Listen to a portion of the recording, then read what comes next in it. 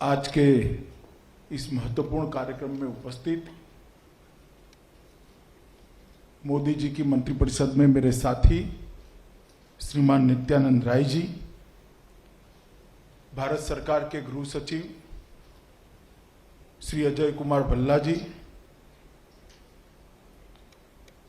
DIB Shri Arvind Kumar ji, DG BPRND Shri Balaji Srivastava ji, जिन्होंने एक लंबे समय तक बीपीआरएनडी की कमान संभालकर इसकी गति को बरकरार रखा, ऐसे Shri VS Kaumudi ji, additional DG BPRND Shri Neeraj Sinha ji, आज यहाँ उपस्थित वर्चुअल तरीके से और फिजिकल तरीके से उपस्थित सभी प्यारे भाइयों और बहनों, आप सभी को नमस्कार। आज बीपीआरएनडी के 51वें स्थापना दिवस पर मैं यहां पर आया। सबसे पहले तो ढेर सारे पदक हमारे बहुत सारे पुलिस परिवार के अलग अलग कक्षा के अधिकारियों को उनके उत्कृष्ट प्रदर्शन के लिए मिले हैं। कुछ संस्थानों को भी उत्कृष्ट कंट्रीब्यूशन के लिए पदक मिला है और विशेषकर सुश्री मीराबाई हमारे बीच में उपस्थित है। देश का नाम रोशन कर वो पुलिस परिवार की सदस्य भी बनी है, वो भी उपस्थित है। वो सभी को मैं हृदय से बहुत बहुत बधाई देता हूं और उनका जो सातत्य है, श्रम है और निष्ठा है, उसकी अनुमोदना भी करता हूं, उसके लिए उनको साधुवाद भी देता हूं। मित्रों, आज बीपीआरएनडी का 51वां स्थापना दिन है। कोई भी संस्था हो, वो अपने क्षेत्र के अंदर 51 साल तक अपनी रिलेवेंसी बना सकता है, बनाए रखता है, तो उसका मतलब है उसके काम की प्रासंगिकता भी है और उसके काम में दम भी है। बीपीआरएनडी ने दोनों चीजों को सिद्ध किया। कोई भी इंस्टीट्यूशन हो, मैं मेरे जीवन में लगभग 80 से ज्यादा इंस्टीट्यूशन से जुड़ा हूं। छोटे से छोटे खादी का काम करने वाली बहनों की संस्था से लेकर बड़े से बड़े इंस्टीट्यूशन तक, मगर कोई भी संस्थान ने अपनी प्रासंगिकता बनाए रखनी, ये बहुत बड़ी चैलेंज होती है, क्योंकि समय निरंतर बदलता रहता है और समय के अनुरूप संस्थाओं को भी बदलना पड़ता है। जो संस्थान इस दृष्टि से अपने आप को बदलता है, सातत्यपूर्ण परफॉर्मेंस करता है और परिश्रम करता है, वो ही काल की इस स्पर्धा के अंदर कालजयी बनता है। 51 साल का ये कालखंड बीपीआरएनडी को शायद आम जनता को पूछे तो क्या है, बहुत कम लोगों को मालूम होगा, मगर मैं समझता हूं कि बीपीआरएनडी का काम बहुत महत्वपूर्ण काम है। इसीलिए जब मैं पहली बार बीपीआरएनडी में आया था, तब मैंने विजिटर्स बुक में लिखा था कि बीपीआरएनडी के बगैर अच्छे पुलिसिंग की कल्पना ही नहीं हो सकती। मित्रों, बीपीआरएनडी एक और दृष्टि से भी महत्वपूर्ण है, क्योंकि हमारे संघीय ढांचे में हमने संघीय शासन व्यवस्था को स्वीकार किया है, जिसमें केंद्र सरकार होती है, कई राज्य सरकारें होती हैं, यूटीज होते हैं, और इसके काम के विभाजन के अंदर लॉ एंड ऑर्डर ये राज्य का विषय है। जब लॉ एंड ऑर्डर राज्य का विषय बनता है और संघीय ढांचे को मजबूती देनी है, तब सभी राज्यों के लॉ एंड ऑर्डर की इंप्लीमेंटिंग एजेंसी मतलब कि पुलिस और उसके को जोड़ने वाली एक कड़ी बहुत महत्वपूर्ण होती है, क्योंकि जो चुनौतियां होती है वो देश के परिप्रेक्ष्य में आती है। सरकारें होती है अलग अलग पार्टी की, अलग अलग विचारधारा की, अलग अलग सोच की होती है, कई बार क्षेत्रीय दलों की भी होती है। केंद्र में सरकारें कई बार मिली जुली आती है।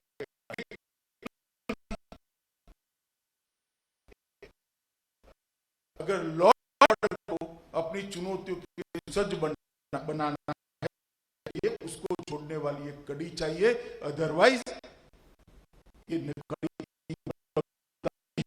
देश का लॉ एंड ऑर्डर बिखर जाएगा। और मैं मानता हूं कि एक देश में लॉ एंड ऑर्डर की दृष्टि से राज्यों को जोड़ने वाली का काम बहुत बखूबी किया है और अच्छे तरीके से। वरना असंभव था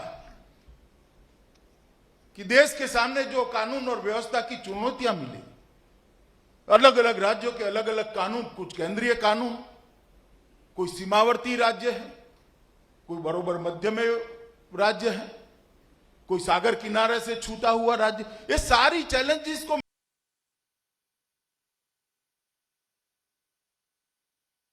केंद्रीय व्यवस्था ये सभी चुनौतियों का आकलन करते हुए, इसके वैश्विक मापदंडों का अभ्यास करते हुए भारत के पुलिस बल को अपग्रेड करने के लिए अहर्निश दिन रात काम न करे, ये संभव नहीं है। और मैं मानता हूं 50 साल तक काम ये बीपीआरएनडी ने किया है। इसलिए सभी फॉर्मर डायरेक्टर भी यहां बैठे हैं, मैं सभी को बहुत बहुत बधाई देना चाहता हूं, बहुत बहुत साधुवाद देना चाहता हूं।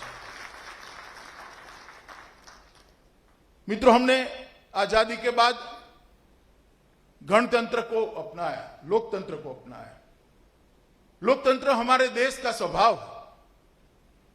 कोई कहेगा कि 15 अगस्त सन 47 को और संविधान की स्वीकृति के 50 के बाद अगर लोकतंत्र आया है तो ये सही नहीं है। लोकतंत्र हमारे प्रजा मन का एक स्वभाव।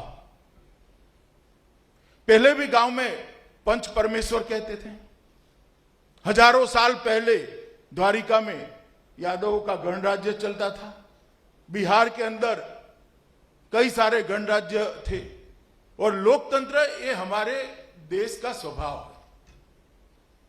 मगर एक तरह से सोचे तो हमने लोकतंत्र को आजादी के बाद अपनाया और लोकतंत्र में सबसे बड़ी चीज है व्यक्ति की स्वतंत्रता और अभिव्यक्ति। अब व्यक्ति की स्वतंत्रता का सवाल आता है तो सीधा कानून और व्यवस्था से के साथ जुड़ता है। लोकतंत्र का मतलब कोई पार्टियों को वोट देना और पार्टियों की सरकार बनाना नहीं है, तो व्यवस्था का एक हिस्सा है। लोकतंत्र का साफल्य क्या है? लोकतंत्र का फल क्या है?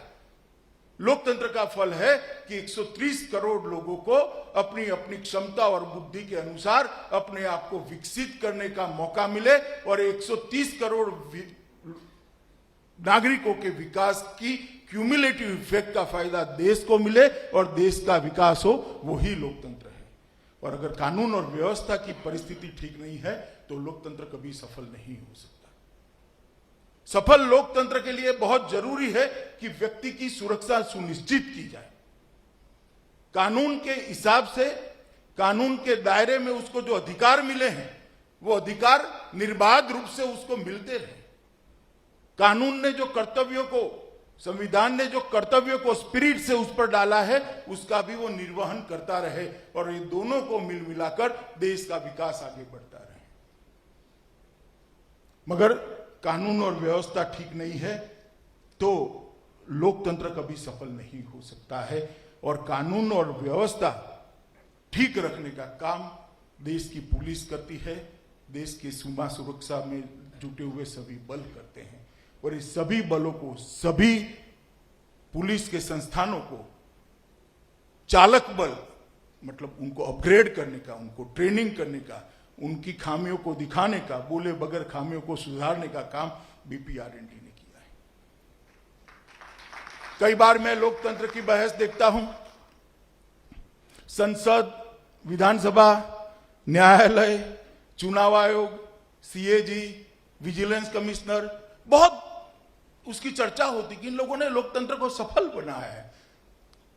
इसलिए नहीं कि मैं गृह मंत्री हूं, मैं बचपन से सोचता हूं कि लोकतंत्र को सफल बनाने में सबसे बड़ा योगदान वो बीट के कांस्टेबल का है, जो नागरिक की सुरक्षा सुनिश्चित करे, वरना लोकतंत्र सफल नहीं हो सकता। मगर न जाने किन कारणों से पुलिस की इमेज को ढेर सारे तरीकों से खंड खंड करने का एक, जैसे कह सकते हैं कि अभियान भी चला। कुछ घटनाओं को बढ़ा चढ़ाकर दिखाना, अच्छी घटनाओं को प्रसिद्धि नहीं देना। मैं कई बार बोला हूं, आज फिर से बोलना चाहता हूं कि सबसे कठिन काम पूरे सरकारी अमले में अगर किसी सरकारी कर्मचारी का है तो पुलिस के मित्रों का है। मैंने कई बार दीपावली की रात को जब बाहर निकलते हैं, कांस्टेबल ट्रैफिक की व्यवस्था करते हैं, मेरे मन में छोटा सा सवाल आता है, इसके लिए दीपावली नहीं है क्या? कोई बहन राखी बांधने के लिए जाती है और अपने भाई को राखी बांधकर सुरक्षित वापस आती है, और वहां पर कोई कांस्टेबल को व्यवस्था करते हुए देखते हैं, तो बहन के मन में सवाल क्यों नहीं आता कि इसकी बहन राखी नहीं बांधना चाहती क्या? होली हम लोग, सब लोगों के लिए त्योहार है, सब लोगों के लिए। पुलिस के लिए होली कानून और व्यवस्था संभालने का विषय है। चाहे जन्माष्टमी हो, ईद हो, मोहर्रम हो, हर जगह पे इतनी कठिन कामगिरी शायद ही कोई सरकारी कर्मचारी की, अधिकारी की होगी। ना काम के घंटे तय होते, ना काम में सुनिश्चितता होती। मैंने देखा इनके शरीर पर भी बहुत असर पड़ती है, मगर इसका एक्नॉलेजमेंट बहुत कम हुआ है।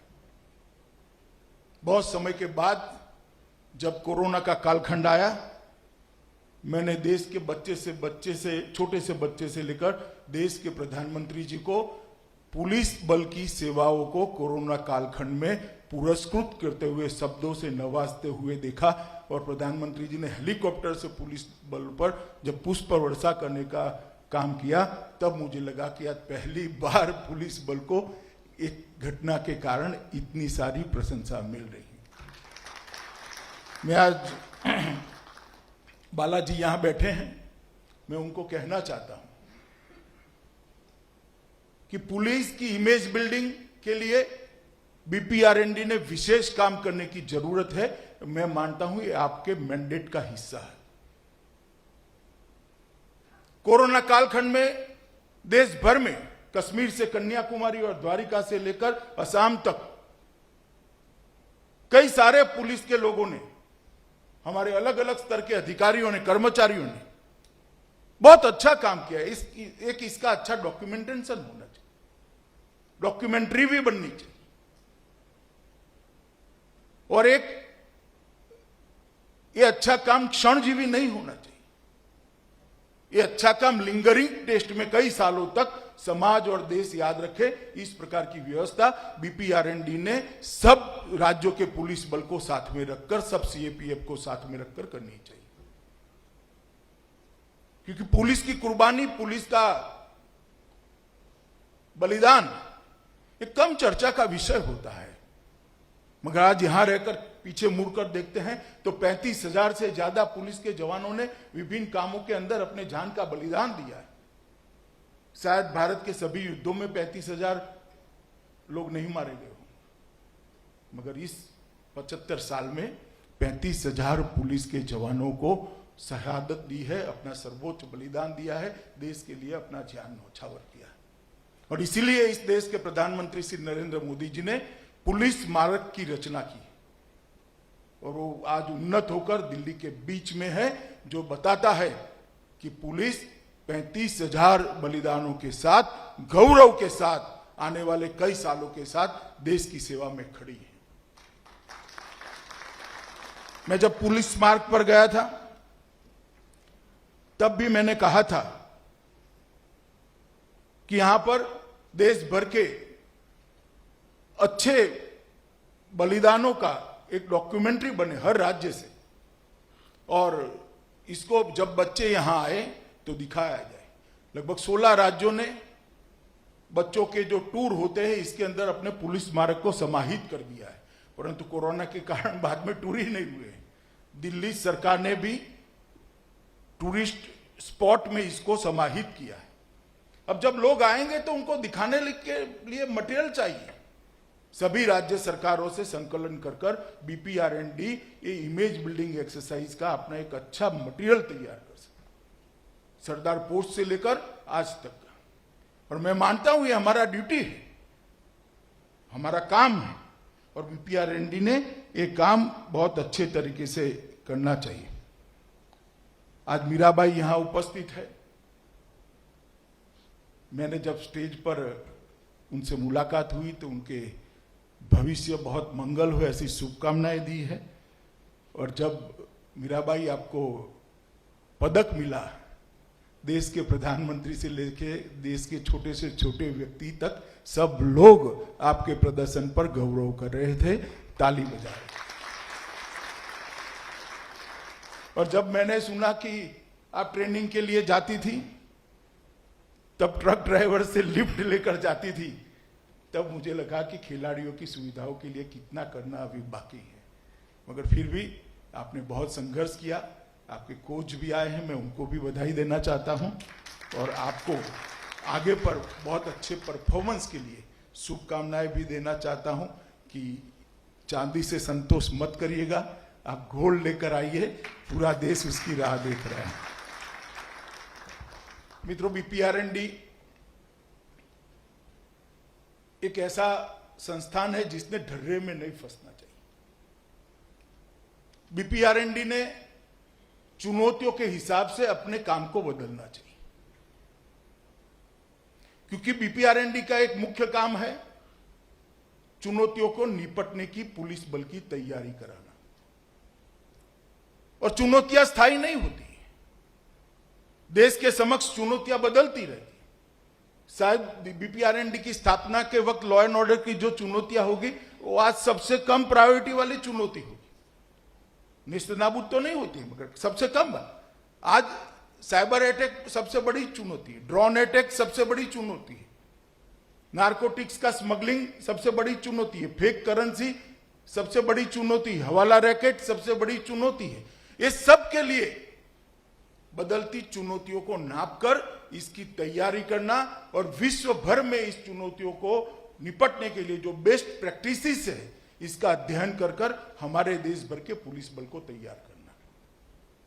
आप बहुत अच्छे से कर रहे हैं, मुझे इसमें कोई गिला शिकवा नहीं है, परंतु मैं कहना चाहता हूं इसको और पैना करने की जरूरत है, इसमें द्रुत गति लाने की जरूरत, स्पीड बढ़ाने की जरूरत। 2 साल पहले मैं बीपीआरएनडी में आया था। बेसिक पुलिसिंग, पुलिस रिफॉर्म और कई सारी चीजों पर मैंने बात करी थी। मुझे आनंद है कि मोडस ऑपरेंडी से लेकर कई सारी चीजों पर आपने इसको जमीन पर भी उतारा है और आगे भी ले जा रहे हैं। मगर अभी भी मेरा आग्रह है कि बीट सिस्टम को रिवाइव करे बगैर बेसिक पुलिसिंग अच्छा नहीं हो सकता। बीट सिस्टम को रिवाइव करने के लिए, बीट सिस्टम को अपडेट करने के लिए, बीट सिस्टम का टेक्नोलॉजिकल अपग्रेडेशन करने के लिए बीपीआरएनडी ने और काम करने की जरूरत है, ऐसा मैं मानता हूं।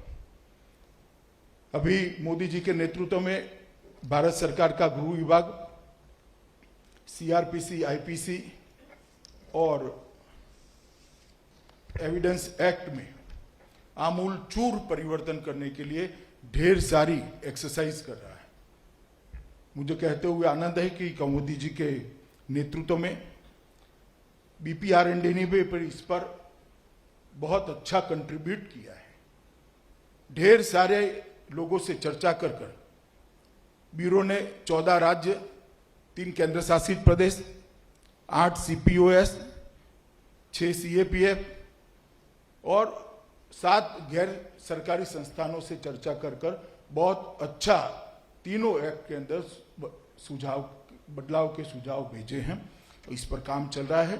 मगर मैं मानता हूं कि लास्ट टाइम मैं कह कर गया था, आपने बहुत अच्छे तरीके से उसको करा है और सीआरपीसी आईपीसी को ठीक तरीके से अमेंड करने के लिए वो बहुत सहायभूत होगा। मित्रों, आज मैं यहां पर आया हूं तब बीपीआरएनडी के चार्टर के अंदर, मैंने कल चार्टर देखा था, कुछ चीजें जोड़ना भी चाहता हूं।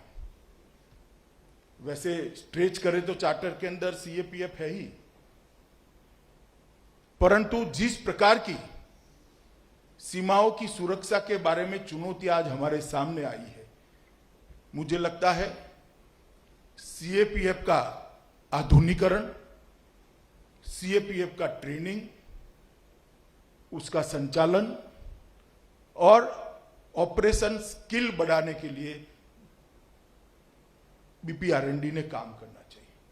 गृह मंत्रालय जरूरी होगा तो आपके चार्टर के अंदर सुधार भी करेगा, परंतु मैं मानता हूं कि ये काम बीपीआरएनडी बहुत अच्छे तरीके से सबको साथ में रखकर कर सकती है और ये करना चाहिए, क्योंकि ये नितांत जरूरी है कि हमारी भू सीमा और समुद्री सीमा दोनों सुरक्षित रहे और उसके सुरक्षा में कोई गोताही न हो। मित्रों, मैं यहां पर आया हूं तब इतना जरूर कहना चाहता हूं कि बीपीआरएनडी ने हर रिफॉर्म का ग्राउंड में इंप्लीमेंटेशन कितना हुआ है, इसकी एक व्यवस्था को इंस्टीट्यूशनलाइज करना चाहिए। ये व्यवस्था इंस्टीट्यूशनलाइज करे बगैर हमारे सुधार प्रैक्टिकल है या नहीं, हमारे सुधार के लिए हम जिसके माध्यम से सुधार को लागू करना है वो पुलिस बल को मोटिवेट कर पाए या नहीं कर पाए, ये जान नहीं सकते। तो एक इंस्टीट्यूशनलाइज व्यवस्था बीपीआरएनडी में होनी चाहिए कि देश भर में पुलिस रिफॉर्म जो होते हैं वो जमीन पर कितने उतरते हैं। पुस्तक लिखना भी अच्छी बात है, सर्कुलर निकालना भी अच्छी बात है, आरएनडी होना भी अच्छी बात है, मगर सबसे महत्वपूर्ण बात इसको जमीन पर उतारना होता है। तो इस पर भी बीपीआरएनडी ने एक इंस्टीट्यूशनलाइज व्यवस्था करनी चाहिए, ऐसा मुझे लगता है। मित्रों, मोदी जी के नेतृत्व में जो सरकार चल रही है, सरकार ने देश की आंतरिक सुरक्षा के लिए ढेर सारे काम किए। हमने वैधानिक ढांचे को सुदृढ़ करने के लिए बहुत बड़ा काम किया। ढेर सारे कानून हमने बदले हैं, समयानुकूल करे हैं और इसमें लॉ एनफोर्समेंट एजेंसी को बल मिले, इस प्रकार की व्यवस्थाएं की। जम्मू और कश्मीर का धारा 370 और 35 को निरस्त करना, अभी सीआरपीसी आईपीसी का पूरा परिवर्तन का काम हमने हाथ में लिया। काम बहुत बड़ा है, 2 साल से चल रहा है। साइबर सुरक्षा के लिए भी ढेर सारे काम किए हैं और मिनिमम गवर्नमेंट मैक्सिमम गवर्नेंस के मोदी जी के सूत्र को गृह विभाग ने चरितार्थ करने का स्पिरिट के साथ प्रयास किया है। ये मैंने जो कहा है 4 लिंब के अंदर तहत एनआईए एक्ट में हमने संशोधन किया, शस्त्र अधिनियम में बदलाव किया, यूएपीए कानून में बदलाव किया, धारा 370 और 35 को समाप्त किया, नारकोड के माध्यम से 4 स्तरीय संरचना निर्माण कर नारकोटिक्स पर हमने बहुत बड़ी नकेल कसने के लिए एक अभियान की शुरुआत की है। और मैं बहुत मन से, अच्छे भाव से कह रहा हूं कि देश भर की पुलिस और नारकोटिक्स कंट्रोल ब्यूरो ने विगत 25 साल में सबसे ज्यादा नारकोटिक्स ये 2 सालों के अंदर पकड़कर अपना ही रिकॉर्ड तोड़ा। मगर इसके लिए ढेर सारे संस्थागत प्रयास किए गए। पूर्वोत्तर के अंदर बहुत सारे समझौते करे गए, एनएलएफटी का समझौता, ब्रू शरणार्थियों का पुनर्वसन, बोडो शांति समझौता और आज 4 बजे ही कार्बी आंगलोंग के साथ समझौता होना है। लगभग 3700 हथियारी कैडरों ने आत्मसमर्पण कर मेन स्ट्रीम में आने का काम किया है। आप कल्पना कर सकते हैं 3700 लोग हथियार के साथ जंगल में जीते थे, ये 2 साल के अंदर सरेंडर हुए। और हमारा लक्ष्य है कि जो हथियार डालेगा उससे संवाद कर कर हम उसको मेन स्ट्रीम में लाने का पूरा निष्ठा से प्रयास करेंगे। जिनके हाथ में हथियार है उसके लिए पुलिस अपने तरीके से जवाब दे सकती, इसमें भी कोई रोक टोक नहीं, मगर जो हथियार डालकर डायलॉग करना चाहता है, संवाद करना चाहता है, उसके लिए रास्ते खुले। और सारे उग्रवादी संगठनों के साथ अलग अलग स्तर पर अभी बात, हथियारी संगठनों के साथ अलग अलग स्तर पर अभी बात चल रही है। जम्मू कश्मीर के अंदर लोकतंत्र को नीचे तक पहुंचाने का, पंचायत, तहसील पंचायत, जिला पंचायत, 3 स्तरीय लोकतंत्र को लागू कर चुनाव कराकर डेमोक्रेसी को जम्मू कश्मीर की जनता में परकोलेट करने का काम किया है। आज जम्मू कश्मीर के अंदर लोकतंत्र के मायने कुछ एमपी और कुछ एमएलए तक सीमित नहीं है। हर गांव के पंच सरपंच है, हर तहसील पंचायत का बोर्ड है, हर जिला पंचायत का बोर्ड है। लगभग 22,000 लोग इस व्यवस्था में अपना योगदान दे रहे हैं।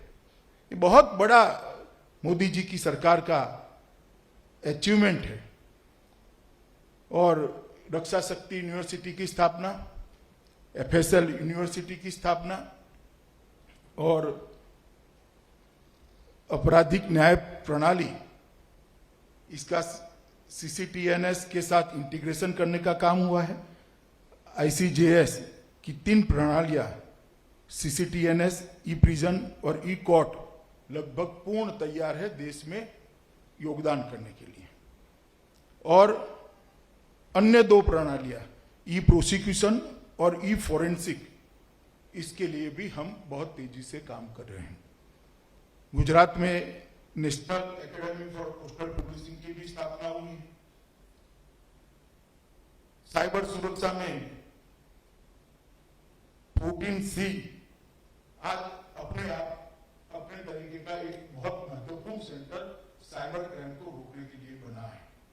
National cyber crime reporting portal को देश को समर्पित कर दिया जा चुका है और पॉपुलर बनाने की जरूरत है, परंतु बहुत अच्छे तरीके से काम हो रहा है।